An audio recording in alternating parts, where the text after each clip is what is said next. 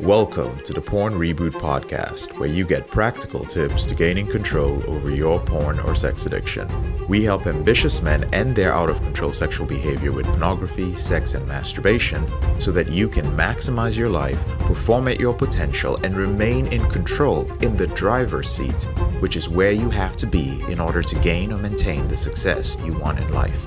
I'm your host, J.K. Emezi, certified sex and porn addiction recovery coach. Welcome to the episode. Do I even want to stop viewing pornography? Do I even want it? I mean, if I wanted to stop viewing pornography, I would have stopped already. Now, if you've ever asked yourself that question, then you are in for a treat with today's episode, and I'm very excited about it. It is a continuation of our series on faulty core beliefs. And a quick reminder, faulty core beliefs are beliefs that we have about ourselves, about others, and the world around us, assumptions that we make about it. And these are based on beliefs that are incorrect, that began usually in childhood. And often they lead to self-sabotaging statements and assumptions. The two most prominent when it comes to your sexual behavior being, do I really want to stop this behavior with pornography, with sex, with masturbation, with whatever? And the second one being, I can't stop. I can't. It is too challenging. It is too difficult for me to stop. So today we're going to be addressing the former, which is, do I really even want to stop this behavior? This usually happens when your cravings begin to feel overwhelming. But the truth is that cravings often do feel overwhelming. I remember so clearly being so distracted from my work when I was on the field, running an organization door to door. These urges would just hit me, and my mind would be like a magnet towards them. No matter what I tried to do, it was almost as if it was a natural force that had me fantasize. And I felt that the only way to stop this fantasy was to have some sort of sexual release. I remember the statements that I would make to myself, JK, if you just jerked off, you wouldn't have to deal with this all day long, and it wouldn't be taking away from the work you're supposed to be doing. Just watch some pornography, just masturbate, and you're going to feel so much better. But I also knew that if I did that, I would be giving in to the urge, and I would have to deal with this again and again. That is how those cravings can feel overwhelming. Now, I'm not here to tell you the reality of that. Even though they feel overwhelming, in reality, they are not. But that's not what this episode is about.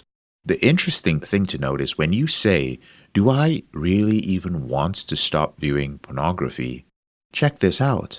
You don't need your behavior with pornography or your out-of-control sexual behavior, but you also don't want it.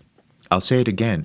You don't need it in your life. You're like, I don't need this like I need food. I don't need this to wake up in the morning. It's not a life-giving thing. And at the same time, you don't want it, because if you wanted it, you wouldn't be listening to this podcast. So if you don't need something and you don't want something, why are you asking yourself, do I even really want to stop it? I'll tell you why. It is because you are in denial. The thought, do I really even want to stop this, is often followed by another thought, which is, I don't need to change. This is how men justify it, and I've been doing this long enough to know that, and I've heard it all.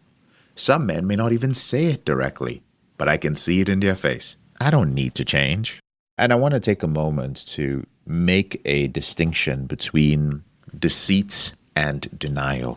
Deceit is when you lie to other people. Denial is when you lie to yourself. And I'm only making this distinction so that you understand that denial is straight up lying to yourself. Being deceitful is being deceitful to other people. I want you to understand that deceit and denial carry different weight. When you say the word, oh, he's deceitful, it's like, oh, that's bad, right? It carries a negative connotation. It carries a painful and damaging energy. But when you say denial, it's almost like It's funny. It's like, oh, he's in denial. They're just in denial. It's almost like it's permissive. But the truth is, both deceit and denial are lying. And one could argue that denial carries more weight because you are lying to yourself, the person whom you should love the most. Denial means that you don't see your problem as big enough. You are denying the actual consequences of your behavior. You are lying to yourself in the biggest way. So let's take it back a little bit. Your cravings feel overwhelming. Therefore, you end up asking yourself, do I really want to even stop this? Because if I keep giving into the cravings, that must mean that I don't really want to stop this, which then leads to the statement of, I don't really need to change, do I? Which is then you lying to yourself and pretending that pornography is not damaging your life. That statement of I don't really need to change comes from misplaced core beliefs. Or probably it's easiest for me to explain this by sharing some misplaced core beliefs. One mistake core belief is hard work deserves reward. Hard work deserves reward. Does hard work actually deserve reward? Not necessarily. Sometimes we work hard for the joy of working hard. Sometimes we work hard because that is what is necessary to be done. And there is no reward at the end. It just takes a very long time before you see the reward. Sometimes the nature of the work is that there might not be a reward. Like you could be an entrepreneur, you could be a person who's digging for oil or digging for gold or mining or looking for water, and there's no reward at the end. Sometimes its purpose is altruistic and there is no reward. It's just you're helping somebody else. Well, you could say the joy of helping someone else would be the reward. Another misplaced core belief is that I am entitled to a private life.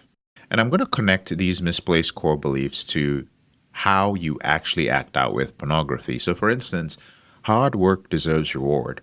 If you have that misplaced core belief and you don't think much about it, well, obviously at the end of a long day, you will tell yourself that, you know what, I worked hard. I didn't enjoy anything today. I had no release of dopamine. So I deserve to just sit down and chill and watch me a little bit of pornography, get some stimuli, and have an orgasm. Or I'm entitled to a private life. Like every human being is entitled to their own privacy. I should have my own bedroom. I should have my own this. So then you tell yourself, you know what? I have my private life. I had a bedroom as a kid. I had my own private time. There was a door on the bathroom, wasn't there?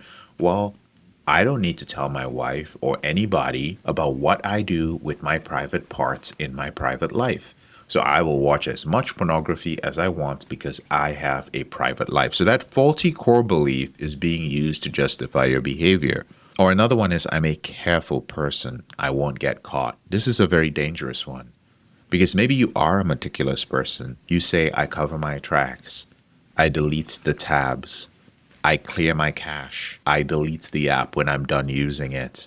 Not only do I delete the app, I go into the history of the apps downloaded and I cancel stuff. I go into my email and I cancel the fact that I was subscribed to XYZ. You do all those things. I've heard it all because I still coach clients, gentlemen. I won't get caught.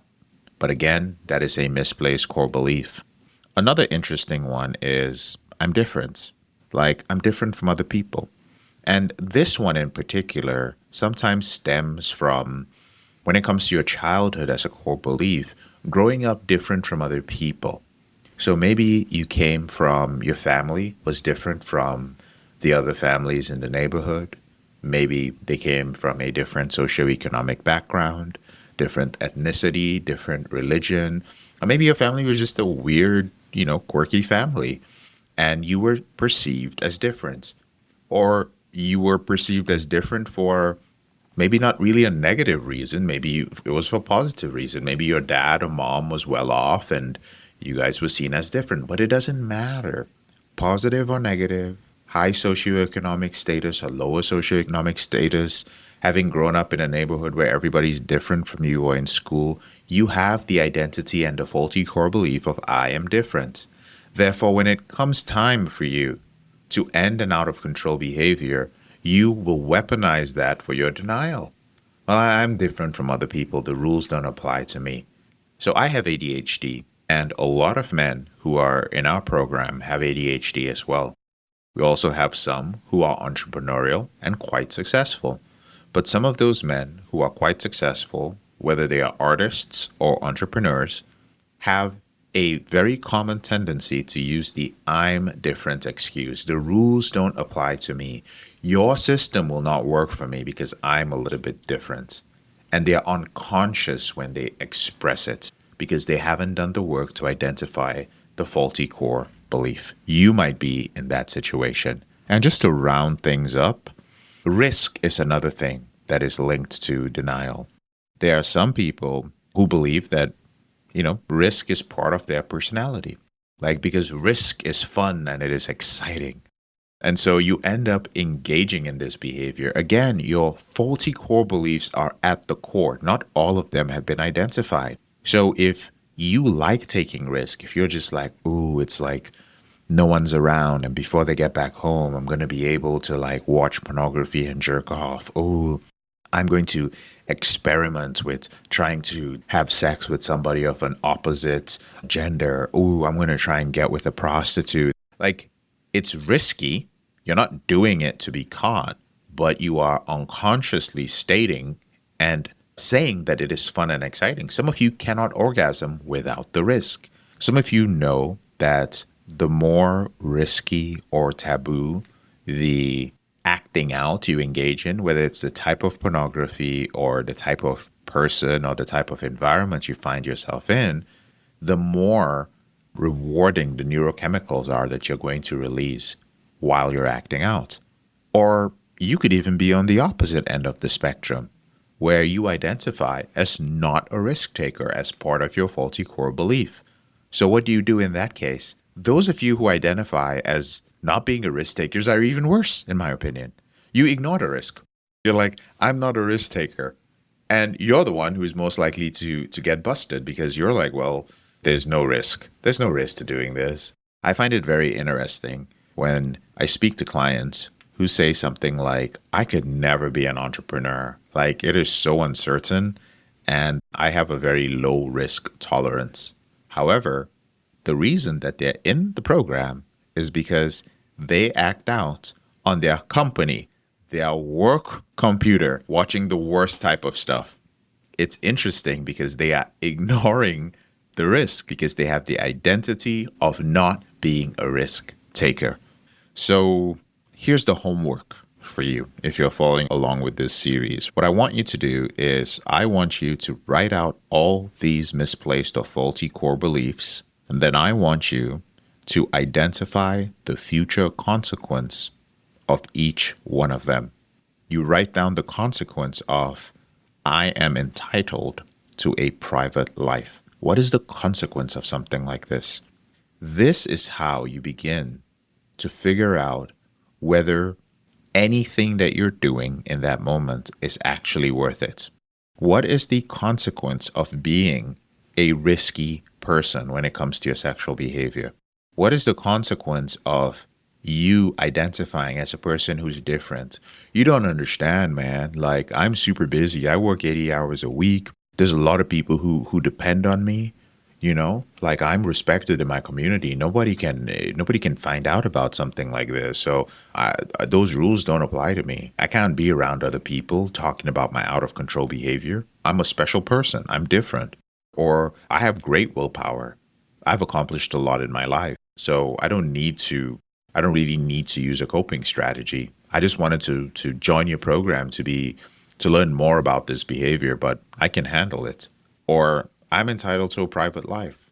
Like, hey man, like, yeah, I mean, I know I want to end my behavior with pornography, but what I do behind closed doors is my own business. I admit that I have a compulsive behavior, but I'm not gonna like change my whole life or tell everybody about everything sexual in my life. No, I'm not gonna do that. I'm entitled to a private life.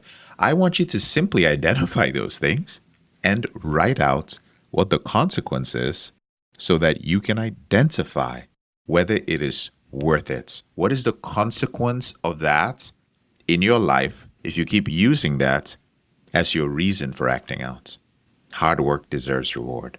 Come on, JK, once in a while I can binge watch pornography. Or you tell yourself that. Hard work deserves a reward. Well, what is the consequence of that? So, this is how we address the self-sabotaging result of faulty core beliefs, which is, do I really want to change? And in the next episode, we're going to be talking about the statement, I just can't change, which is a very powerful self-sabotaging statement that comes from faulty core beliefs. I'll see you on the next episode. I'm JK, your brother in this struggle. Thank you so much for listening to this episode of the Porn Reboot podcast. I'll speak to you later on in the week. If you found this episode helpful, here are 4 ways I can help you with your out-of-control sexual behavior for free.